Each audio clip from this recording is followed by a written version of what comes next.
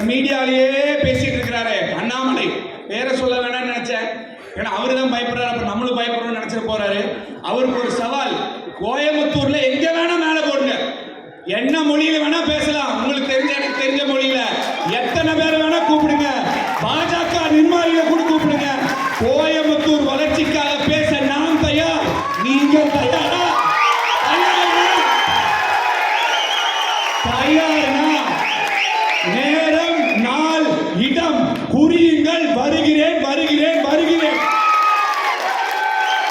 அண்ணாமலை நின்னா 1.5 லட்சம் ஓட்டுன்னு சொன்னாங்க, வித்தியாசத்தில் ஜெயிப்போம். இல்ல, வேற யாராவது நின்று இருந்தாதான் 1.5 லட்சம் ஓட்டுல ஜெயிச்சிருப்போம்.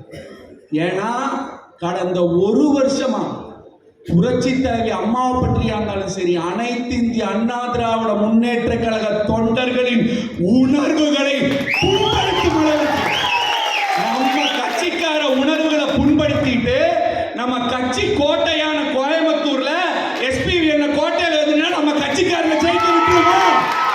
விடமாட்டோம், கண்டிப்பா விடமாட்டோம். எனவே எங்கள் அனைவருக்கும் இரட்டை இலை இரட்டை இலை இரட்டை இலை இரட்டை இலை இரட்டை இலை சின்னத்திலே வாக்களிங்கள் என கூறி வாய்ப்புக்கு நன்றி கூறி மீண்டும் வாய்ப்பளித்த எடப்பாடியார் அவர்களுக்கும் பரிந்துரைத்த மாண்பு அண்ணன் அவர்களுக்கும் எங்களது மாவட்ட கழக செயலாளர்கள், சட்டமன்ற உறுப்பினர்கள், கழகத்தின் முன்னோடிகள் அனைவருக்கும் வாய்ப்பு கூறி விடைபெறுகிறேன். அண்ணா